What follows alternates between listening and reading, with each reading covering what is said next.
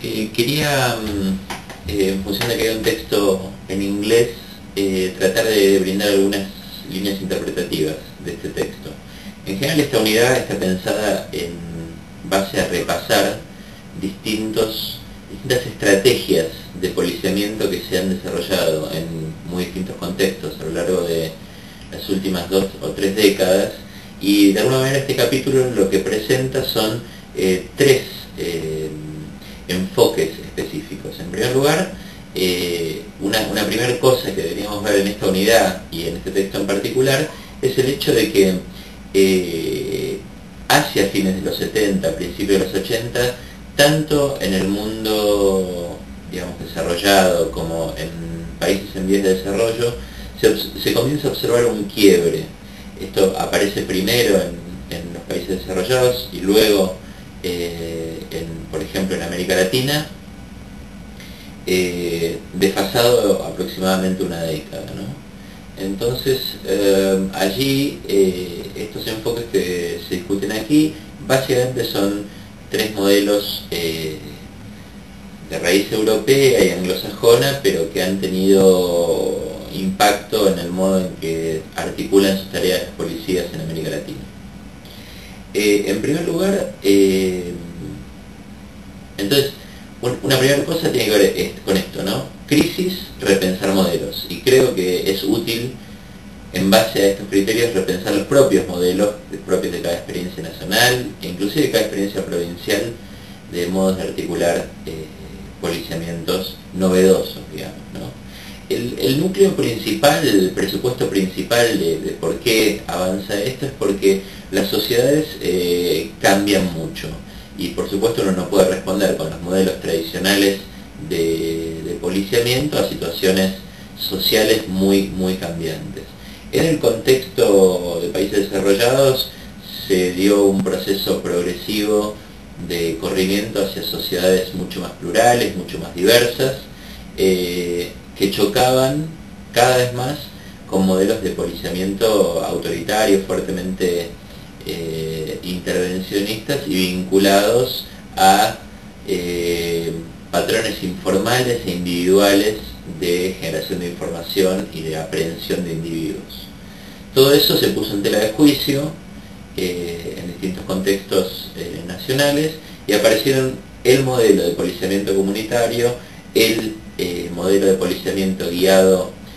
hacia la resolución de problemas, y la tercera estrategia es la de policiamiento en base a insumos de inteligencia o con base en insumos de inteligencia. Voy a empezar al revés de cómo está pensado el capítulo, cómo está armado este capítulo, y voy a empezar por el último, que es probablemente el que es más interesante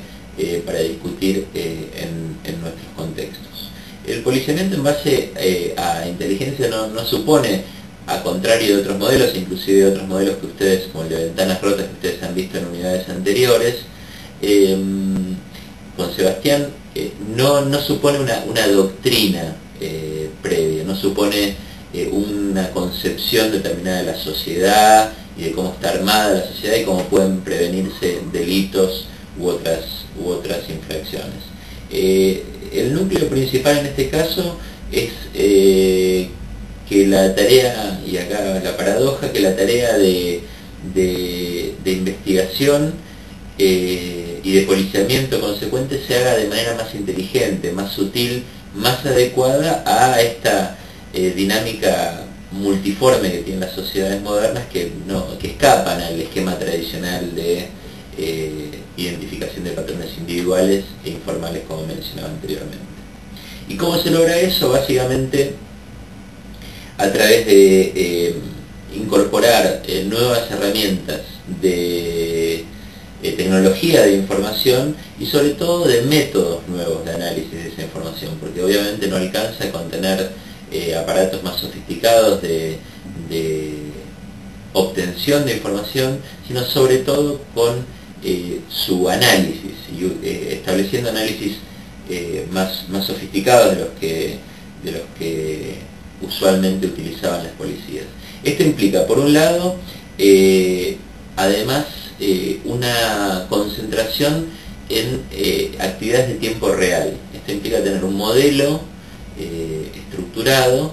en tiempo y en espacio, en tiempo real y en espacio, un modelo comprensivo, un cuadro comprensivo de patrones delictuales que se puedan actualizar, como decía, de manera muy concreta, continua, de tal manera de poder,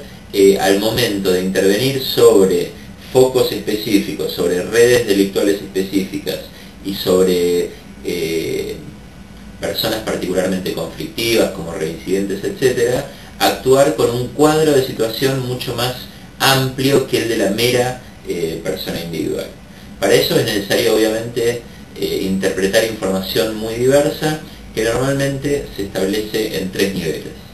Un primer nivel vinculado a la información que se adquiere, que se colecta a nivel local, sobre todo respecto a los delitos más frecuentes, más comunes en su realización. Esto además, cosa que en los países federales como en Argentina, choca con un segundo nivel, que es el del delito interjurisdiccional, algo muy común en estas circunstancias, en donde básicamente lo que ocurre en un distrito, una provincia, un departamento o lo que fuese, choca con lo que ocurre en otra provincia, distrito, departamento, y eso requiere, por supuesto, compartir información, y eso implica coordinación interjurisdiccional que, como ha salido en alguno de los foros, es difícil de hacer, sobre todo por el hecho de generar los incentivos para compartir información. En general las policías tienden a compartimentalizar esta información y por lo tanto es muy difícil lograr esto. Sin esto es prácticamente un objetivo sin destino tratar de implementar este enfoque. Y el último nivel en donde se tiene que trabajar tiene que ver con el crimen organizado, es decir, organizaciones mucho más complejas desde el punto de vista delictivo, sea que éstas se desarrollen en el plano nacional o sea que tengan ramificaciones internacionales. Todo eso implica la reunión de información. Ahora, esa información, como decía anteriormente, se analiza en base a metodologías algo más sofisticadas. Esto implica agregar información, buscar patrones, buscar cuadros generales de cómo operan estas redes delictivas en la sociedad o cómo operan ciertos patrones delictivos en la sociedad, alejándose de la lógica de el individuo que hace mal la cosa y que tenemos que ir por ese individuo, sino por el contrario, ir por una cosa mucho más holista, mucho más de conjunto. Para procesar esta información se realizan 2 tipos de reuniones en general: reuniones que se llaman básicamente reuniones tácticas y reuniones estratégicas. En las reuniones tácticas lo que hay es básicamente reunión y recepción de material de inteligencia, evaluación táctica, distribución de recursos policiales a consecuencia de esa evaluación táctica, y finalmente la evaluación del progreso al tratamiento de estas situaciones. Es decir, una vez que obtuve información determinada y distribuí en el terreno ciertos recursos humanos o tecnológicos, lo que tengo que hacer es una evaluación continua para ver si ese teatro que se generó de intervención es efectivo en resolver el problema.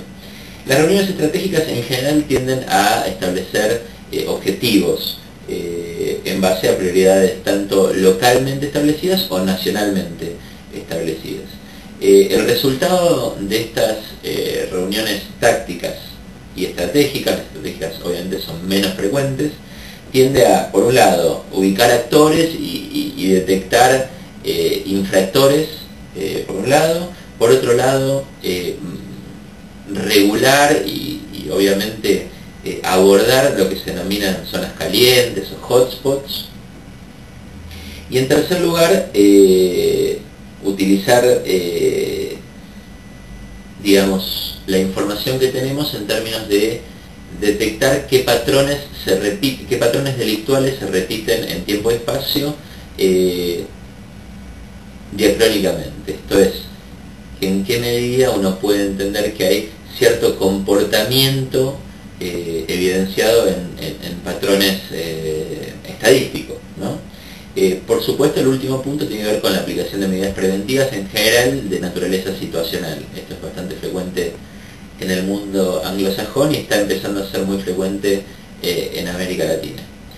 Una vez que se tienen detectados esos elementos, algunas de estas instancias se retroalimentan entre sí. Por ejemplo, las zonas calientes son utilizadas, que como se sabe, el problema que puede tener actuar sobre zonas calientes tiene que ver con el desplazamiento del delito, ¿no? Se vende droga en un barrio, se empieza a operar en ese barrio, la droga se mueve a otro